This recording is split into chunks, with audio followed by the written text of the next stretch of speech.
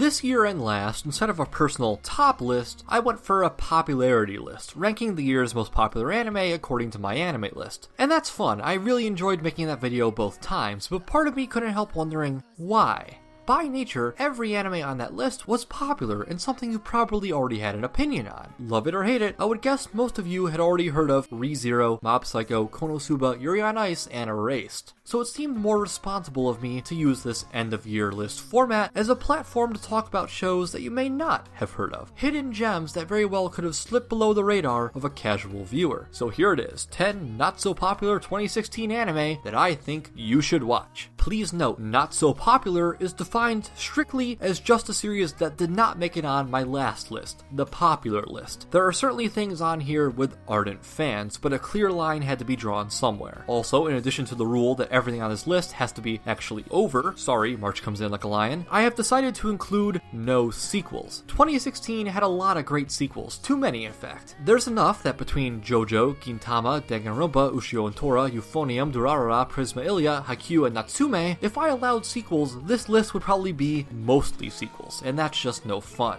So everything I talk about henceforth, you can go and watch right now with no strings attached. Finally, before we begin, let it be known that this list is in no particular order. While there are some shows here that I like more than some others, all 10 I feel are worth looking into in some capacity. So without further ado, number 1. Showa Genroku Rakugo Shinjuu. It is absolutely criminal that this series had to be relegated to the not-so-popular list. Not only is it an anime I'd highly recommend, it is quite possibly my favorite anime of the year, telling the simple story of two Rakugo performers. Rakugo is a traditional form of Japanese storytelling, wherein a single person will sit in front of a crowd with only a fan and cloth as props to tell a tale, usually a long, winding comedic tale, and one in which the Rakugo performer plays every character. Rakugo as a form of entertainment has somewhat understandably fallen out of favor in the modern world, what with the advent of film, radio, and television, so an entire series based around it might not sound especially exciting, but it really is for a number of reasons. First off, the visuals. I hesitate to specifically say the animation, because while the animation is good, particularly for a Studio Dean production, what really sells it is the direction. The Rakugo performances are always a treat, shuffling between different angles and shots to illustrate and accentuate the events and characters of the performance. Better yet, these performances are often delivered in full, or close to it, minutes upon minutes of subtlety and nuance that always establish or forward the character that is performing. It's a delight, and that's without giving mention to the characters as characters, since at the end of the day, the show is more than just a Rakugo showcase. It is a drama, a grounded, heartfelt, tragic drama that never failed to captivate. Showa Genroku Rakugo Shinjuu is excellent, and with the second season starting, well, today, there's no better time to check it out. Number 2. Lupin III, Part 4. I know I've only just started and I already broke my no sequels rule, but I'm willing to get away with it for this one, because Lupin tells self-contained stories. It's like an episode of The Simpsons. There's this main cast of characters that always pops up and has all these relationships between each other, but there's no real beginning or end to the story. There are constants. Lupin is a thief, Jigen is a crackshot, Goemon a samurai, Fujiko a femme fatale, and Zenigata the cop after them all. But that's it. That's all you need to know. From there, you could pop in any episode and enjoy it just as much as someone who's been through all 3 parts prior, which would frankly be somewhat surprising considering Part 3 aired during the mid-80s. This Part 4 can sometimes get a little bizarre, perhaps too much so for its own good, but when it just settles back and throws the Master Thief into new and wacky situations, from simple robbery to long-term imprisonment to love potion chaos to James Bond showdowns, it strikes a very neat balance between fun and action. And if you enjoy or have enjoyed Part 4, this is my chance to plug a spin-off, The Woman Called Fujiko Mine, which aired a few years back and is more dark and stylistic, but in my opinion, just as much worth your time.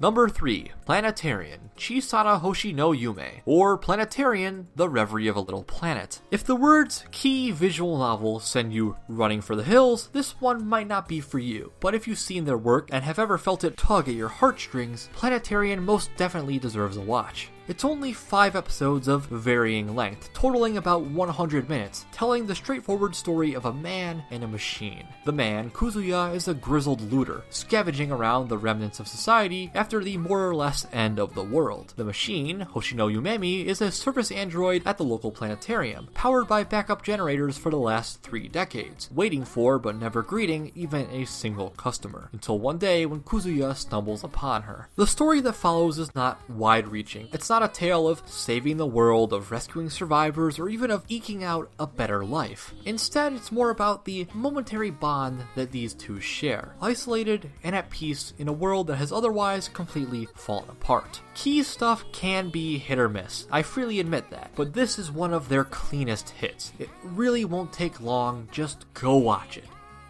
Number 4. Flip Flappers. I must admit, Flip Flappers slipped under my radar as this year's fall season began. Sure, the PV looked good, but PVs aren't always indicative of the final product, and the studio's resume did not shoot me full of confidence with only 2 prior productions, one of which was Dimension W, so I was skeptical, and even by the end of the first episode, I wasn't entirely on board. It had indeed been well animated, but it was also erratic and off the wall, and seemed like the kind of thing that wouldn't exactly culminate into anything special. By the end of the third, however, I was transfixed and ready to sit this ride through to the end. Putting aside that, contrary to expectations, the animation remained very strong, Flip Flapper's design work is boundlessly creative, imagining dimensions of all shapes and sizes for our main characters to tromp through. From tranquil fields of snow to actually rather unnerving schoolhouses. And all that wrapped up in characters that take a journey, and a plot that somewhat comes out of left field but doesn't feel incongruent. There's a lot of heart here, a lot of love that can't help but make you smile. If you need your anime to be more put together in the story department and aren't happy with simply the artistry doing the talking, I couldn't fully recommend Flip Flappers, but for everyone else, absolutely go for it. Number 5. Tanaka-kun wa itsumo kedaruge, or Tanaka-kun is always listless. We all have those days when we don't want to do anything. We just want to lounge around, sink into the sofa, or curl up in bed and embrace the joy of listlessness. That feeling is Tanaka-kun's default setting. He's laid back, unenthusiastic, sleepy, and lethargic, nearly perfecting a complete lack of presence. And that's the entire show, in a nutshell. Tanaka and his other less listless friends going about their lives. It's hard to describe what exactly makes it work, but it's a riot. Whether it's getting into odd situations and not having the will to get out of them, or getting into normal situations and not having the will to get out of them, Tanaka's relentless pursuit of sloth is wonderfully endearing. And it had a pretty great opening theme too, so even better. That's all I got. Slightly shorter than my spiel for the others, but sometimes a series appeal is simple. Number 6. Occultic 9. The polar opposite of simple. Start with 9 characters, then separate them out. Then follow each of them intently, but regularly switch between their stories on a dime. Then have them all talk as fast as possible and cram as much information as they can into their conversations. Then layer it all between eccentric direction and actually quite good animation, plus a convoluted story with heavy ties to the occult and the supernatural, and that's the experience of watching Occultic 9. It's insane, but it's so confident in its insanity that it pulls you along for the ride. Some people felt overwhelmed by this series. Others felt it was too disjointed or nonsensical or just too fast, and these are valid complaints. I can understand why this is not a show for everyone, but it is a show for me. I love rapid lunacy that manages to tie itself together in a semblance of sense, as is somewhat the case with series like Baccano and especially Durarara, and Occultic 9 scratched that itch. It was weird and maybe overstuffed, but entranced me regardless all the way through. Number 7. Udon no Kuni ni Kiniro Kemari, or Poco's Udon World. This slot was a toss-up between Poco's Udon World and the somewhat similar Sweetness and Lightning. Both focus on an adult man well into the career of his choice, living alone with a small child. In Sweetness and Lightning's case, this is his daughter, and in Poco's, it is a mythical shape-shifting tanuki. If you just want a dose of cute, both shows will work fine for your purposes, but neither is without its own pros and cons. Sweetness and Lightning can be a little more feelsy, but the episodic structure is much more formulaic and has a chance to lose viewer interest over the course of repetition. animation. Poco's Udon world, on the other hand, spends a lot more time telling a likeness of a story, and fleshing out the myriad grown-up characters. Each major adult in the show will generally get some sort of flashback or focus episode to help understand them and what makes them tick, such that the ultimate climax does not feel unearned. And of course, otherwise, there's an adorable kid to fawn over if all else fails. If you crave those fluffy feelings that only these types of shows can create, give it a shot. Number 8. Tales of Zestiria the X. This anime is adapted from the video game with which it shares its name, and it's not hard to describe the appeal. Ufotable. I won't put up any pretense, that's the only reason it made the list. The story is workable but unremarkable, and the characters fairly one-note, so it has to lean very heavily on its visual presentation, that is, its effects, backgrounds, and animation, which is fine by me. I love the digitally drenched Ufotable aesthetic. Action scenes burst with flashes and colors, while everyday conversations will be basked in glittering light and realistic shadow. Even their CGI is constantly the industry frontrunner, as this dragon should hopefully make clear. So while I cannot recommend Tales of Zestiria if you want anything more than pretty pictures, I would highly recommend it if you are into pretty pictures and can tolerate a lackluster plot for the sake of them. Number 9. Kanojo to Kanojo no Neko. Everything Flows. Or, She and Her Cat, Everything Flows. This is a short story based on an early work of Makoto Shinkai, who is currently making the rounds as the director of Your Name. And when I say short, I do mean short. It's the shortest thing on this list, shorter than even Planetarian, sitting at just less than half an hour. As the name would imply, it's a story about a woman and her cat. From a cat's eye view, we see this woman struggle with her college, her job, and her friends, always comforted at the end of the day by her fluffy little companion. It's not an extremely in-depth story, but for its length, it's a short and sweet one that will probably make you go "aww" at one point or another.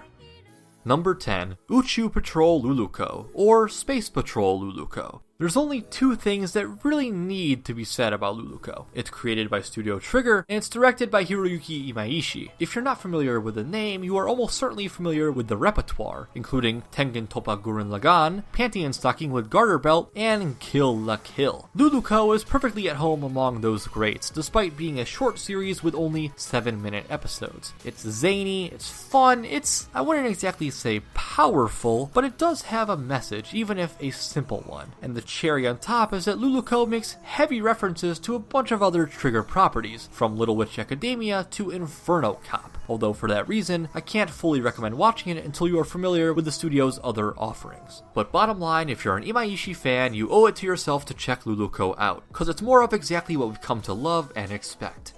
And with that, we've reached the end. That's all for me, so what were your favorite not-so-popular anime of 2016? Maybe something I missed, or something I didn't even watch. I tried to watch a lot, but it's near impossible to watch everything, so feel free to comment that below. Otherwise, thanks for watching, have a great day, and subscribe if you want more. Also remember that everything in this video is currently available for your viewing pleasure on either Crunchyroll or Funimation. Thanks again, and see you next time.